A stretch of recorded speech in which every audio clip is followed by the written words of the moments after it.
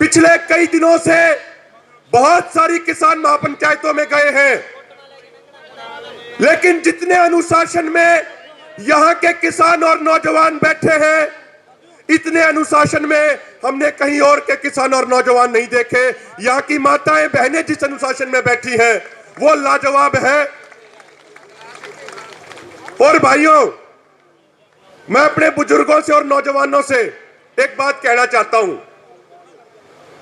कि अभी हमारे लोक कलाकार अपनी बात कह रहे थे, तो जब वो बातें कह रहे थे, जब वो नारे लगवा रहे थे, तो हमारी माताएं बहनें तो नारे लगा रही थी, लेकिन पीछे बैठे वाले लोग नारे नहीं लगा रहे थे।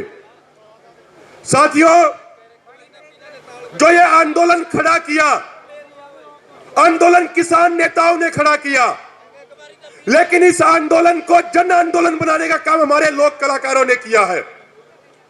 आज जो एक छोटे से बच्चे से लेकर बुजुर्ग तक की जुबान पे किसान एकता जिंदाबाद का नारा है, उस नारे को बच्चों तक पहुंचाने का काम, बुजुर्गों तक पहुंचाने का काम हमारे लोक कलाकारों ने किया है। और जब भी इस आंदोलन का इतिहास लिखा जाएगा, तो उस इतिहास में सवर्ण अक्षरों में नाम हमारे लोक कलाकार भाइयों का आएगा, और यह किसान समाज आपका एहसान जीवन पर कभी नहीं भूल पाएगा। एक बार इन सभी लोक कलाकारों के लिए जोरदार तालियां, जो पीछे वाले भाई बैठे हैं वो जरूर लगाएं जी। साथियों, एक और बात, जब इतिहास लिखा जाएगा तो गुरुद्वारों और लंगर का नाम सबसे पहले स्वर्णिम अक्षरों में आएगा, क्योंकि जहां भी किसानों ने धरना लगाया, वह बिना किसी के कहे, बिना किसी के न्योता दिए गुरुद्वारों से लंगर वहां पहुंच गए। और ये बात हम दावे के साथ कहते हैं और गर्व के साथ कहते हैं कि जो ये आंदोलन आज इतना मजबूती से खड़ा है, उसमें सबसे अधिक योगदान गुरुद्वारों का है।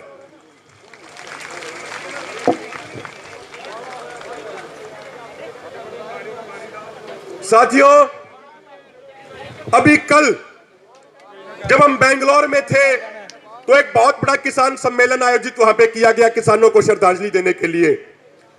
तो हमें एक खबर का पता चला, आरएसएस यानी जो बीजेपी का बाप है, राष्ट्रीय स्वयंसेवक संघ ने अपनी एक बड़ी मीटिंग करके ये कहा कि जो ये आंदोलन कर रहे किसान हैं, ये किसान असामाजिक है, ये किसान एंटी नेशनल देशद्रोही है।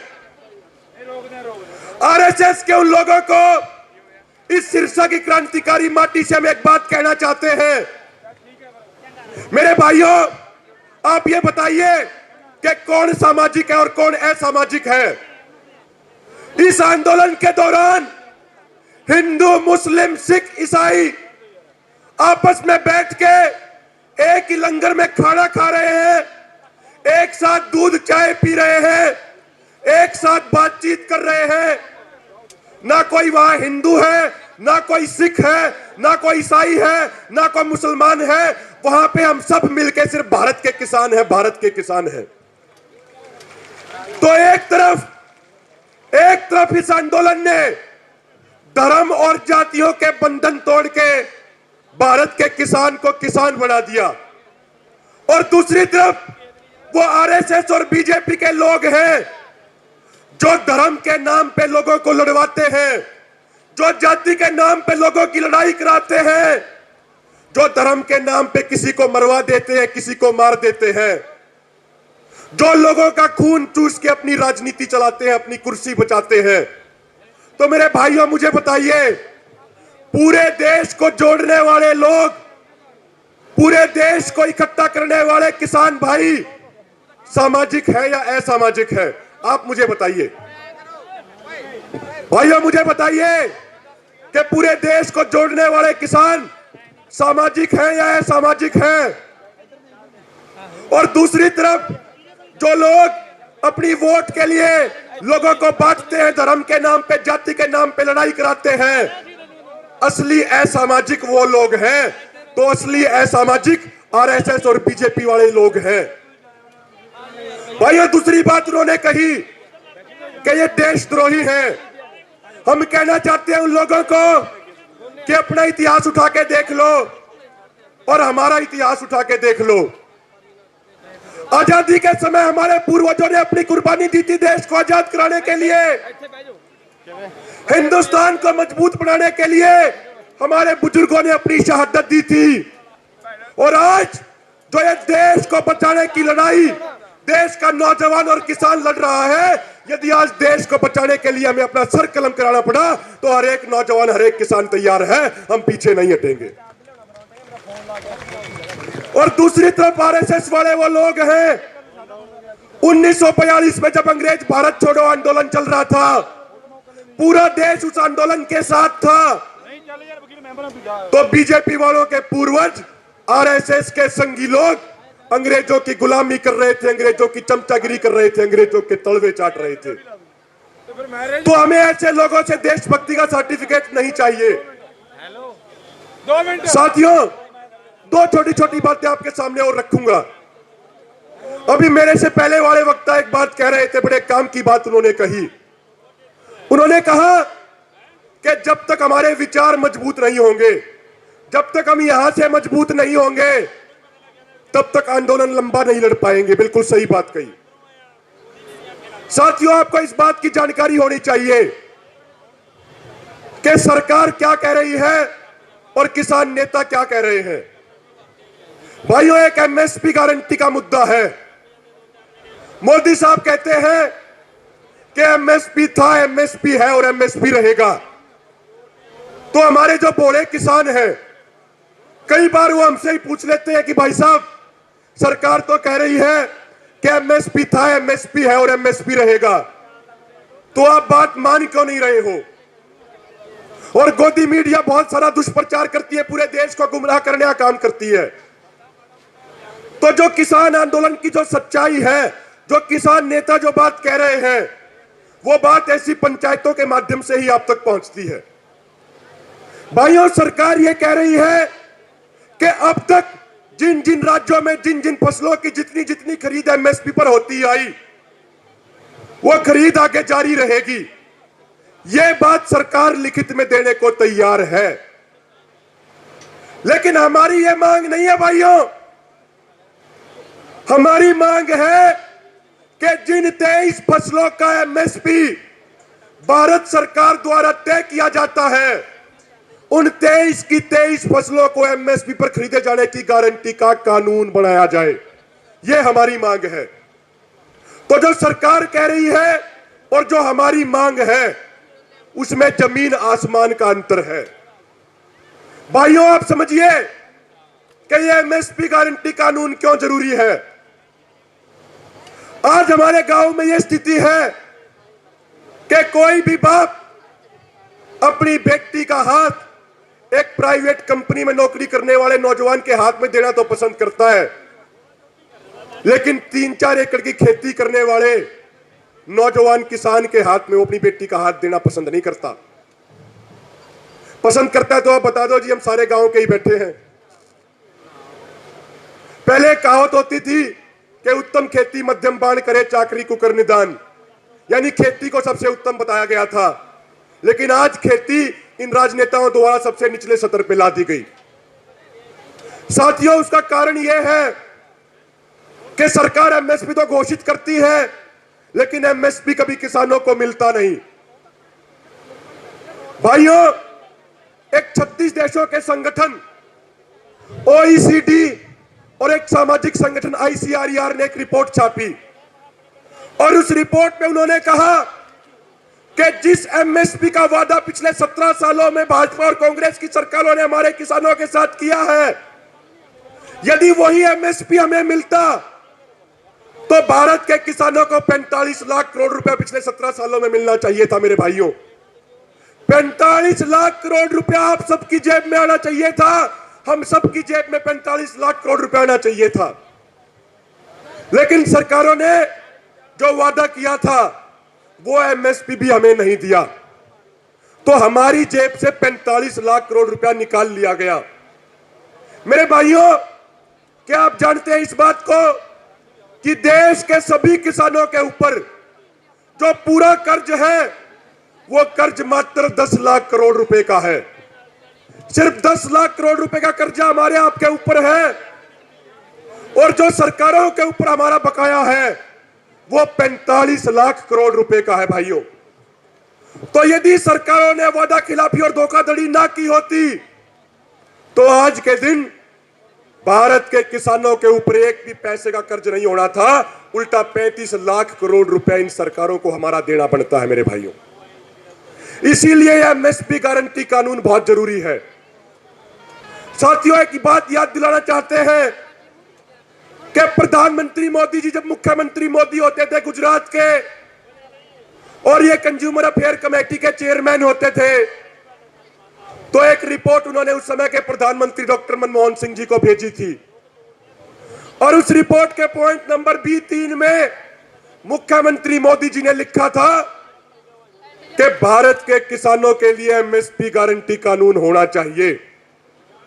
तो मोदी जी एक बात आपसे पूछना चाहते हैं कि जो बात आप खुद 10 साल पहले कहते थे मुख्यमंत्री के तौर पे, तो आज यह किसान समाज भी वही बात कह रहा है, लेकिन पता नहीं क्यों अपने अन्य वादों की तरह आप इस वादे से भी मुकर गए। आपने कहा था कि 2 करोड़ रोजगार देंगे, लेकिन आपकी सरकार ने पिछले 1 साल में 12 करोड़ रोजगार खत्म कर दिए।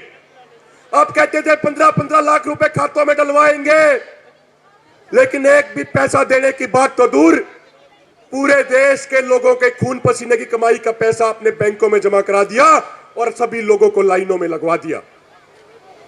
आप बड़ी बड़ी बातें कहते थे, आप कहते थे स्वामीनाथन आयोग के अनुसार फसलों का मूल्य देंगे, लेकिन वो मूल्य देने की बात तो दूर, जो मूल्य सरकार घोषित करती है वो मूल्य भी किसानों को नहीं मिलता। साथियों, ज्यादा समय नहीं लूंगा, 2-3 मिनट और बात बोलूंगा।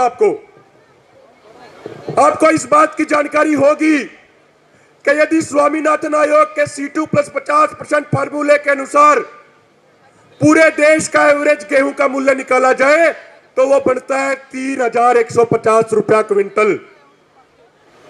तो 3,150 की तो बात दूर है, जो 1975 घोषित किया गया वो भी किसानों को नहीं मिल रहा।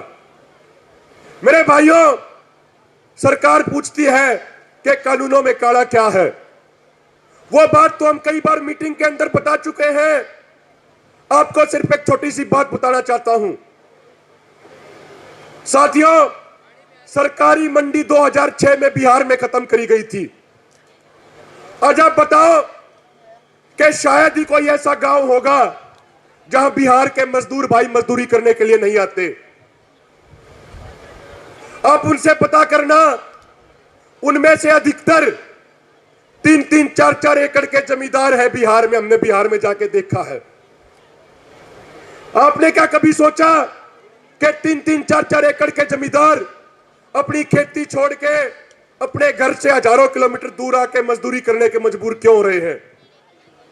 भाइयों, एक बात बताओ, क्या अपने यहां का कोई 2 एकड़ 3 एकड़ का जमींदार बाहर जाके कोई मजदूरी करता है क्या?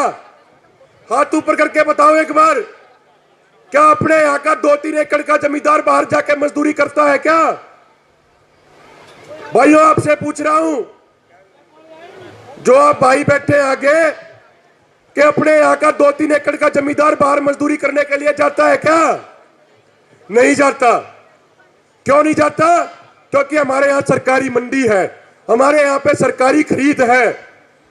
बिहार में सरकारी मंडी और सरकारी खरीद 2006 में बंद कर दी गई थी, इसीलिए वहां के किसान खेती छोड़ के मजदूरी करने के लिए यहां आते हैं। और मेरे भाइयों, वो तो यहां के मजदूरी कर लेते हैं, लेकिन हमारे से बाहर जाके मजदूरी भी नहीं होगी। तो इसीलिए जो ये आंदोलन आज लड़ रहे हैं, ये आंदोलन फसलों को बचाने के साथ साथ आगे की नस्लों को बचाने का आंदोलन है। ये आंदोलन जमीन को बचाने के साथ साथ अपने जमीर को बचाने का आंदोलन है। और अंत में एक बात कहना चाहता हूं, साथियों, 26 मार्च को संयुक्त किसान मोर्चा ने भारत बंद की कॉल दे रखी है। आप सबको इतनी मेहनत से उस कार्यक्रम को करना है जिस तरीके से अब तक आपने इस आंदोलन में तन मन धन से पूरा साथ दिया है। 26 मार्च को सारी सड़कें बंद होनी चाहिए, सारे रेलवे ट्रैक बंद होने चाहिए, सारे बाजार बंद होने चाहिए, पूरे तरीके से भारत बंद होना चाहिए। ये हमारी और आप सबकी जिम्मेदारी है कि हम उस कार्यक्रम को पूरे तरीके से सफल बनाएं।